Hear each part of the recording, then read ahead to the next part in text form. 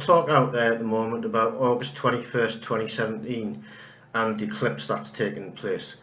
But what's the real significance of that date and what's actually happening out there? Because there seems to be a lot of confusion and a lot of people just not quite sure what's going on. Well, I'm going to try and explain to you what's happening, and it's something that we touched on in a video that we released a few weeks ago, and it was all about the end of the precessional cycle, and that's what this is, the end of the precessional cycle. On August 21st, 2017, the Earth will be in alignment with the galactic center, in other words, the galactic cross, and this represents the end of the 25,920 year cycle. Now, as we move on through the year into December, over a 4-month period, we'll get to December 21st, 2017.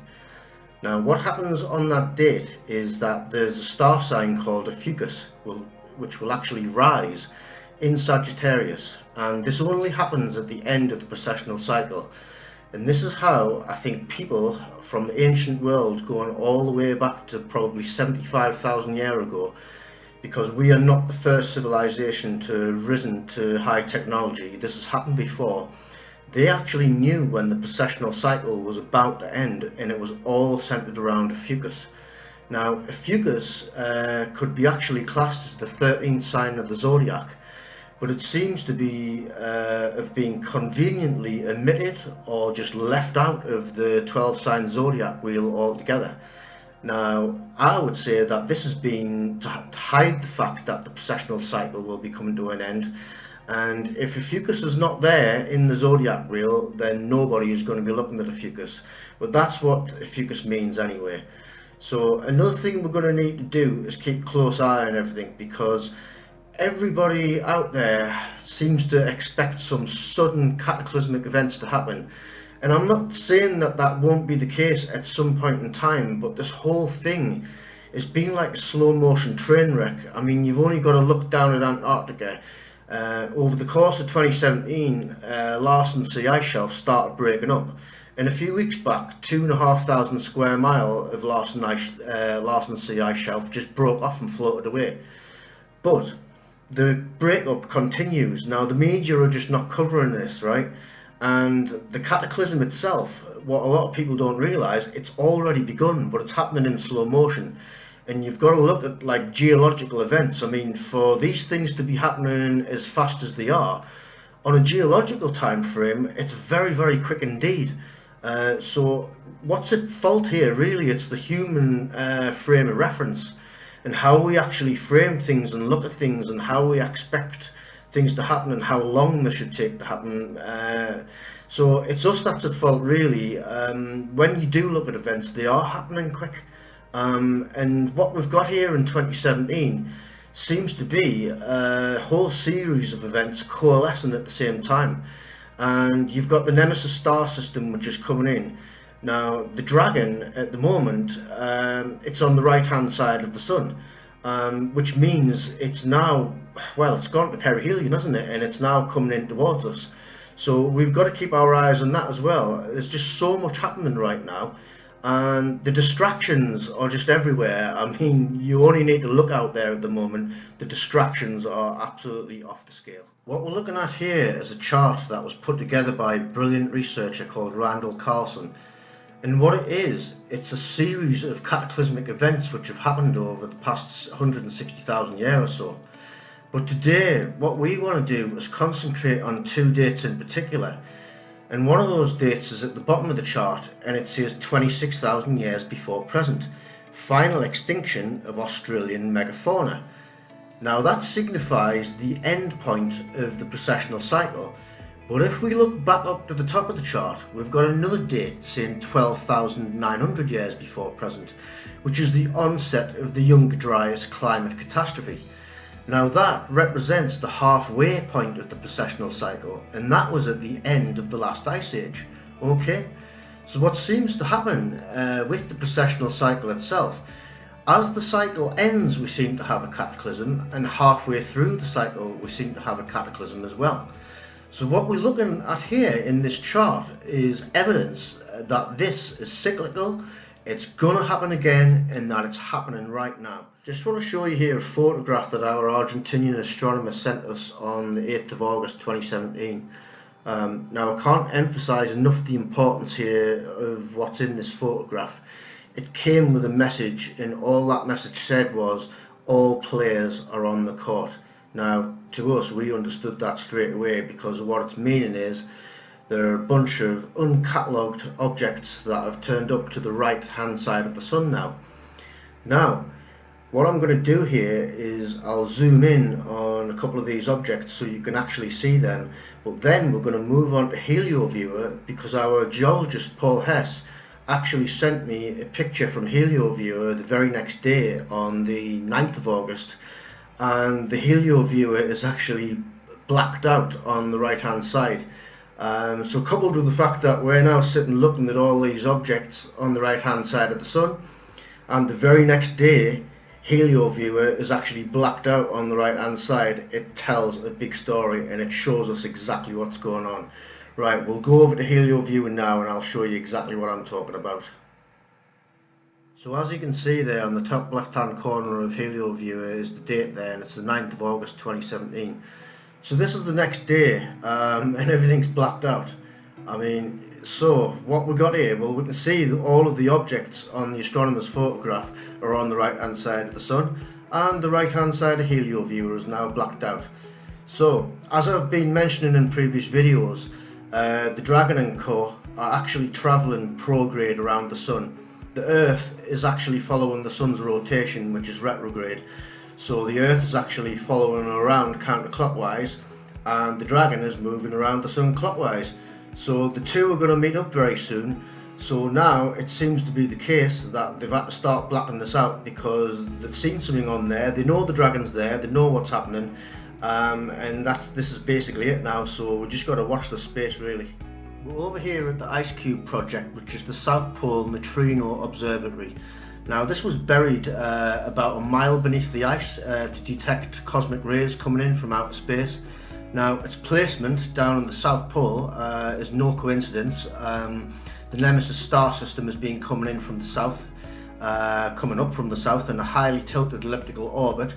So the detection methods that they've put in place weren't random by any means, as far as I'm concerned. I think this was put here specifically to detect what was coming in from the Nemesis system. And I mean, listen to the text here, let's have a read of this. IceCube is a particle detector at the South Pole that records the interactions of nearly massless subatomic particles called neutrinos. IceCube searches for neutrinos from the most violent astrophysical sources, events like exploding stars, gamma-ray bursts and cataclysmic phenomena, including black holes and neutron stars. The IceCube telescope is a powerful tool to search dark matter and could reveal the physical processes associated with the enigmatic origin of the highest energy particles in nature.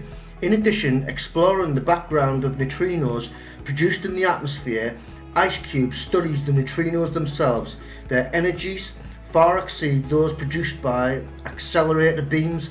IceCube is the world's largest neutrino detector, encompassing a cubic kilometre of ice. I mean, there you go, that says it all, doesn't it? So yeah, there was no accident that this was put here. It was put here to detect what was coming in from the south.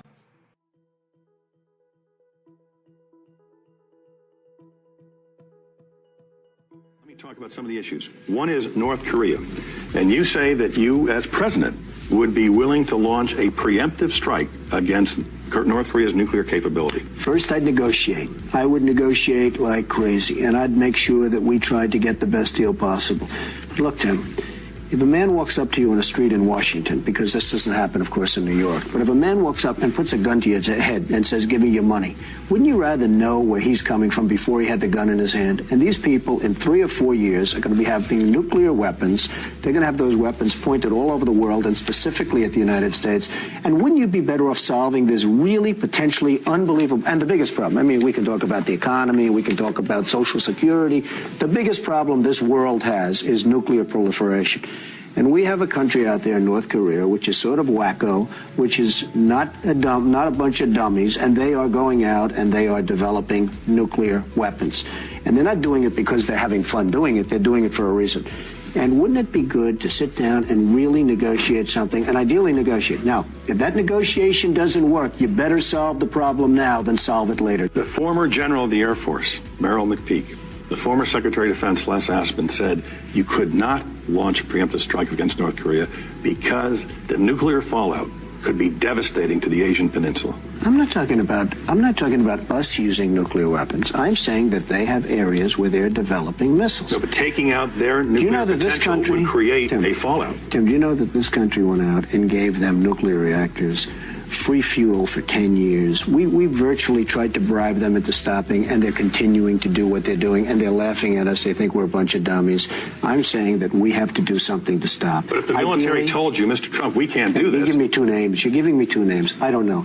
Do you want to do it in 5 years when they have warheads all over the place, every one of them pointing to New York City, to Washington, and every one of our... Is that when you want to do it? Or do you want to do something now? You better do it now. And if they think you're serious, I deal with lots of people. If they think you're serious, they'll negotiate, and it'll never come to that.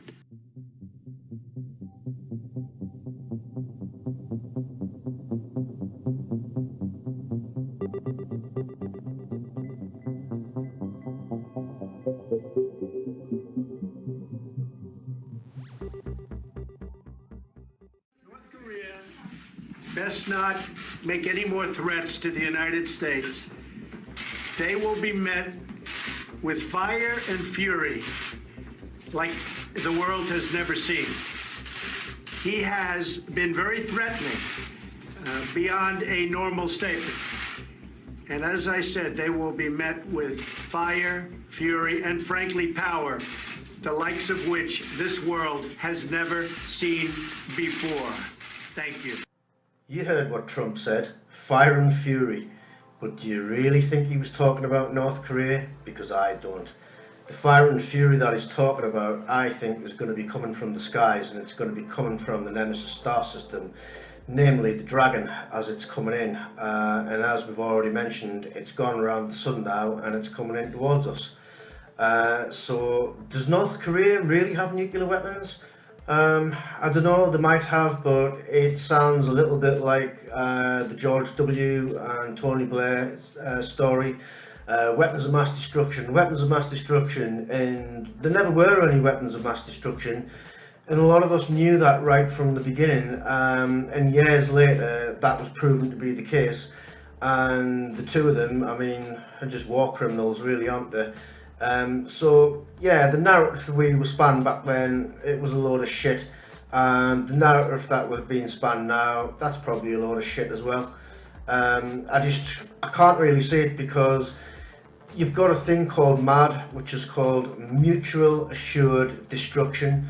If anybody presses the button, their enemy is also going to press the button, so the whole thing kind of cancels itself out. There's no point in trying to destroy anybody, because you yourself will end up destroyed. That's what mutually assured destruction is. So the chances of nuclear war, it's like I said in my videos over quite a long period of time, I very much doubt it, but they're certainly using the fear of World War III to keep everybody glued to the TV sets, not looking up at the skies, not taking any notice of what's actually going on. And as usual, everybody out there, and I'm talking about the 99%, are going to be fast asleep and have no idea what's coming till it's too late and until it's in everybody's faces. So yeah, we can see where all of this is going. It's obvious now what's going on, and this is just yet another play by the so-called elite, or as I would call them, the powers that were, because they're certainly not the powers that be.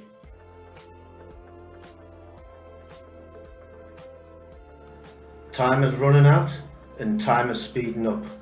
Watch the geopolitical climate, but don't take your eye off the skies, because that's what they're wanting you to do. If you just keep your eyes on the skies, you'll begin to see what's going on. But at the moment, they don't want you to do that. They're pulling out all the stops. They're doing everything they can to distract us all. And the distractions, like I've already said, they're plentiful, and they're going to come thick and fast. What can I say to people? Prepare. I would say prepare spiritually most of all, but still prepare physically and mentally. Prepare with food, water, medical supplies, anything you can. But the most important thing of all, I would say to everybody, is don't go into fear about what's happening. Fear is not going to help you, it's not going to help your fellow man, and it's not going to help anybody. We've got to stay in a high vibration. That's probably the best advice I could give to anybody at the minute. Anyway, Soul Evolution over and out.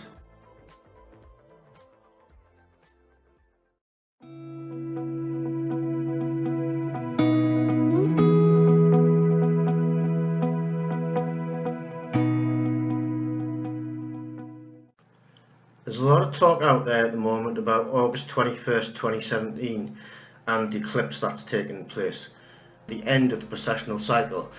And this is how I think people from the ancient world, going all the way back to probably 75,000 years ago, because we are not the first civilization to risen to high technology, this has happened before, they actually knew when the end of the precessional cycle, and that's what this is, the end of the precessional cycle.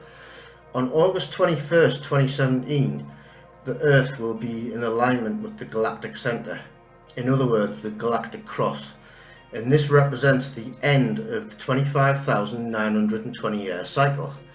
Now, as we move on through the year into December, over a 4-month period, we'll get to December 21st, 2017.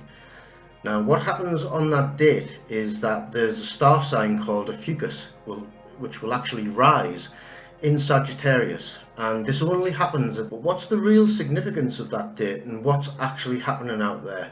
Because there seems to be a lot of confusion and a lot of people just not quite sure what's going on. Well, I'm going to try and explain to you what's happening, and it's something that we touched on in a video that we released a few weeks ago, and it was all about